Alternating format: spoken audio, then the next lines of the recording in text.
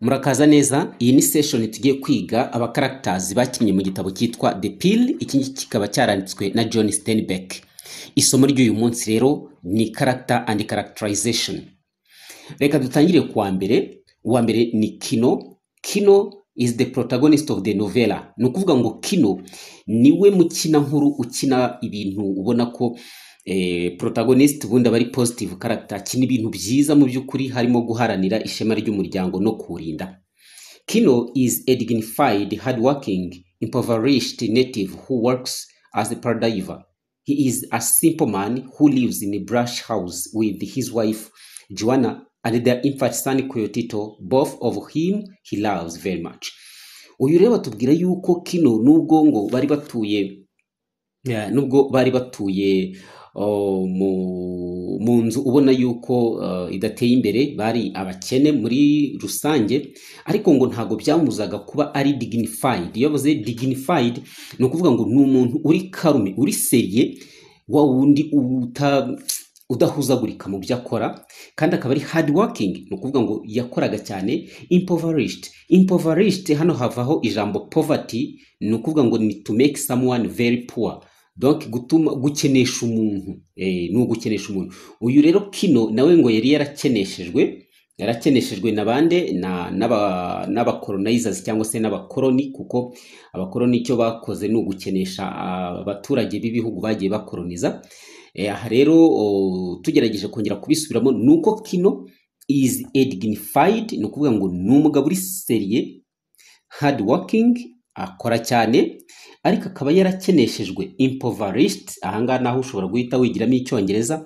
Native who works as a pardiver. Uyu rero ngo akaba ari kavukire, ariko akaba icyari kimutunze ni ukwibira mu mazi akajya guhiga turiya tuntu bitwa the pill. Okay. He is a simple man who lives in a brush house with his wife. Donc ni umugabo urebye woroheje, akaba rero abana n'umugore we mu nzu ya yindi twavuzeho y'ibyatsi. Uyu mugore akaba yitwa Joanna and their infant son Coyotito, ndetse n'umwana wabo witwa Coyotito. Muri make uyu muryango wari ugizwe n'abantu batatu, umugore, umugabo n'umwana, both of whom he loves very much. Ariko nanone ngo aba bantu yabakundaga cyane. Ni ukuvuga ngo Kino nanone twavuga ko ari loving character kubera yuko afitiye urukundo umuryango we ndetse rwinshi. After Kino finds a great pearl, he becomes increasingly ambitious and desperate in his mission to break free of the oppression of his colonial society. Hano rero ngo Kino amaze kubona yuko yavumbuye the pill, ngo yahise atangira kugira imigambi myinshi, ndetse yumva ashaka no kugira ngo yiyomore cyangwa se yitandukanye n'ikandamizwa bashyirwagaho na iriya societe yari yarakolonijwe. Muri make bashyirwagaho n'abari abantu bari barabakolonije. Ultimately, Kino's material ambition drives him to a state of animalistic violence, and his life is reduced into a basic fight for survival. Noneho rero ngo kubera yuko byagaragaye ko Kino yari umuntu ufite inyota y'ubutunzi no kugira ibintu byinshi, rero ngo kubera ko yari afite n'imigambi myinshi, muribuka ko amaze kuvumbura iriya the pill yatangiye kuvuga ko umwana we azamujyana mu ishuri, education for his son.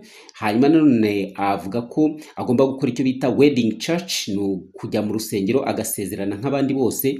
Ibyo byose rero n'ibindi, ni ukuvuga ngo ibyo byose ni ibintu byasabaga amafaranga. Ariko amaze kubona ko avumbuye iriya the pill, yahise avuga ati noneho inzozi zanjye ubu ngubu noneho ngiye kuzigira impamo. Ibyo rero ngo byaje gutuma ahinduka icyo twita animalistic violence. Nituvuga animalistic hano harimo animal, violence ni urugomo. Kuvuga ngo yatangiye kwigira nk'intare cyangwa se ikindi gisimba cyose kigira urugomo. And his life is noneho ngo ubuzima bwe bwaje guhinduka ubw'imirwano gusa kugira ngo arwanire kuba yabaho. Kandi koko niko byagenze, murabizi uburyo yagiye ahigana na bari abajura bamwe akabica. Nuko ni ikibazo. Uwo rero niwe Kino. Hakaza uwitwa Joanna, Kino's young wife. ni umugore muto wande wa Kino. Rero hano baratubwira ngo ni young wife, ariko ntabwo tubizi niba yari afite na older cyangwa se elder mukuru. Gusa hano baratubwira ko uyu Joanna ni Kino's young wife, ni umugore wa Kino ukiri mutoya. After her prayers for good fortune in the form of a giant pearl answered. Uyu rero bigaragara ko yari n'umukristo, donc ngo nyuma yo gusengera ko bagira amahirwe bakabona ubukungu, bakabona iriya giant ni ikintu kinini, giant pearl, no kuvuga ngo nyuma yo gusengera yuko umugabo yavumbura the pearl nini cyane, amasengesho yarasubijwe. Bivuze ngo iyo usenze wizeye urasubizwa. Joanna slowly becomes convinced that the pearl is in fact an agent of evil. Ariko mu by'ukuri nubwo yabisengeye kuko bigakunda, iyi pearl cyangwa se pearl, niba turi kuvuga pronunciation zitandukanye, ntutuvebe kuko bamwe bavuga kumwe abandi bakabivuga ukundi, cyane ko ururimi atari n'ikinyarwanda. Aha rero baratubwira ko ngo nyuma yo gusengera ko babona iyi pearl nini cyane koko yarabonetse, ariko biza kurangira ihindutse umuzi wa Sekibi, cyangwa yego biza kurangira ihindutse umuzi wa Sekibi, cyangwa se yego intumwa ya Sekibi, agent of evil. Gute rero? Joanna possesses a simple faith in divine powers, but she also thinks for herself. Nanone bakatubwira ko uyu mugore ngo yari afite ukwizera mu mbaraga, niba turi buzite ngo ni imbaraga ntagatifu cyangwa imbaraga z'umwuka, ariko nanone ntabwo yahugiraga muri ibyo gusa, yafataga n'umwanya wo kwiyitaho akitekerezaho. Hari abantu bahugira mu byo gusenga ugasanga bo bariyibagiwe, baracupiye, ariko uyu we ntabwo ariko bimeze. So rero nubwo wasenga ariko ugomba kwibuka ko nawe ukeneye kubaho. Unfortunately for her and her child Koyotito, she subject her desires to those of her dominant husband and allows Kino to hold on to the pearl. Hano rero ngo nubwo byari bimeze uko nguko, uyu Joanna ndetse n'umwana we Koyotito uko byagenda kose ibyifuzo bye cyangwa se byabo wasangaga bigomba gusubizwa n'umugabo wabo, cyane ko ari nawe wigaragazaga nk'umunyembaraga. Noneho bigaragarira na hariya amaze kuvumbura iriya the pearl niyo wagombaga kuba agifite. Umugore ntabwo yabaga afite uburenganzira bwo kwibika, oya umugabo. Ni ukuvuga rero umugabo yari dominant, ukuvuga ngo icyo yategekaga cyabaga ari icyo ngicyo. Iyi pearl yaje kuba agent of evil kubera ko yabateje ibibazo. Muribuka ko finally Koyotito yaje kuraswa kubera iki? Kubera bahigaga iriya the pearl bikaza kurangira nyine bamurashe. Iyo ni story niko yagenze. Hanyuma noneho reka turebe umukarakter wa gatatu yitwa Koyotito. Kino and Joanna's only son, niwe muhungu wenyine gusa bari bafite. Abangaba bande uyu muryango wa Kino na Joanna, uyu niwe mwana wenyine bari bafite. Who is stung by a scorpion while resting in a hammock one morning. Uyu rero ngo yaje guhura n'ibibazo, aza kudwingwa n'indyanisha murizo yitwa scorpion mu gitondo.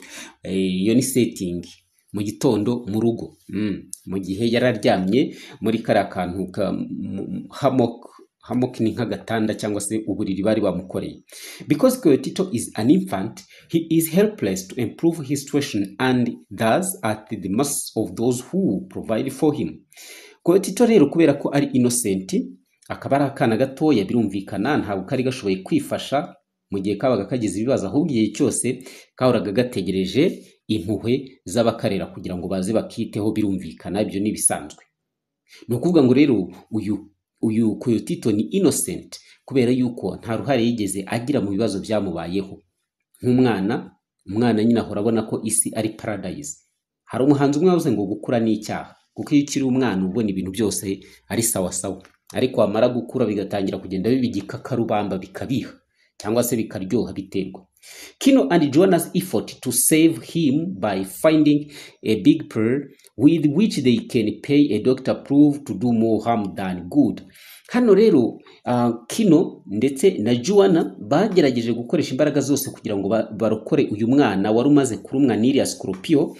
Icyo gihe bashatse ubutunzi aribwo bakeshaga iriya The Big Pearl baje gukura mu nyanja, ariko mu by'ukuri bavugaga ko ariyo bagomba kwishyura cyangwa se bagomba kuyigurisha bakabona amafaranga yo kwishyura dogiteri, ariko mu by'ukuri siko byagenze, ahubwo iyi The Pearl cyangwa se The Pearl yaje kubazanira ibibi byinshi kurusha ibyiza. Nguwo Koyotito. Tugeze kuri Joanna Thomas. Rero ndagira ngo utitiranya aba ba characters, hari Joanna umugore wa Kino, hari na Joanna Thomas. Joanna Thomas ninde? This is Kino's older brother. Ni ukuvuga ngo uyu ni mukuru wande, ni mukuru wa Kino, niwe witwa Joanna Thomas. Deeply loyal to his family, Joanna Thomas supports Kino in all of his endeavors, but warns him of dangers involved in possessing such a valuable pearl. Hanyuma icyo batubwira ni iki? Uyu mukuru wa Kino ni ukuvuga ngo nawe yari loyal to his family, nawe yari indahemuka ku muryango we. Joanna Thomas rero yashyigikiye Kino mu migambi ye yose yashaka kugera, ariko agenda amuburira amubwira yuko ashobora guhuriramo n'ibibazo kubera ubu butunzi yari afite, iyi The Pearl yari afite yari ihenze cyane. He is sympathetic to Kino and Joanna.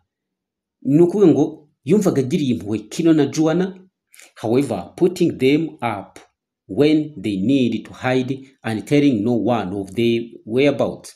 Hanyuma ngo byaje kurangira anabahishe, abika ibanga, araceceka ntiyagire umuntu n'umwe abibwira. Tugeze kuri gatanu. Uwa gatanu nta wundi yitwa Apollonia. Apollonia ni Joanna Thomas's wife and the mother of 4 children.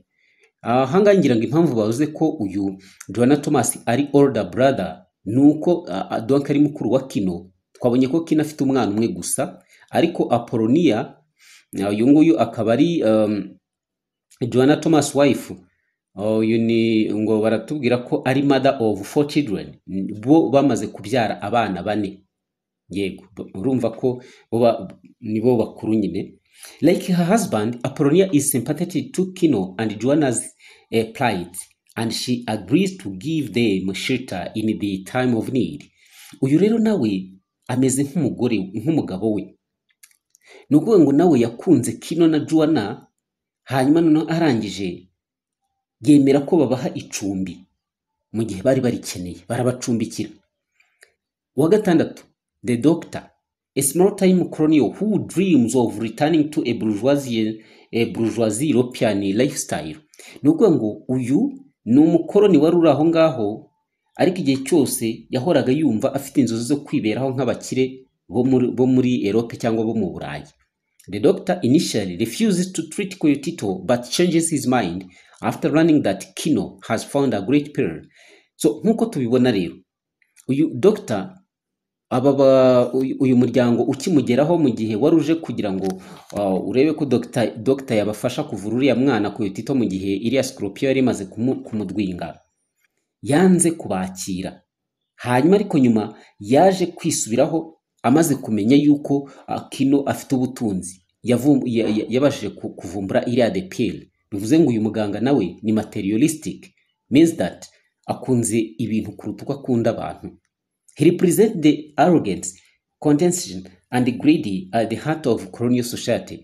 Hano batubwira yuko uyu muganga ahagarariye abantu b'abirasi ndetse n'ibisambo muri iriya societe yari yarakolonijwe. Tugeze kuri 7. Uyu ni the priest.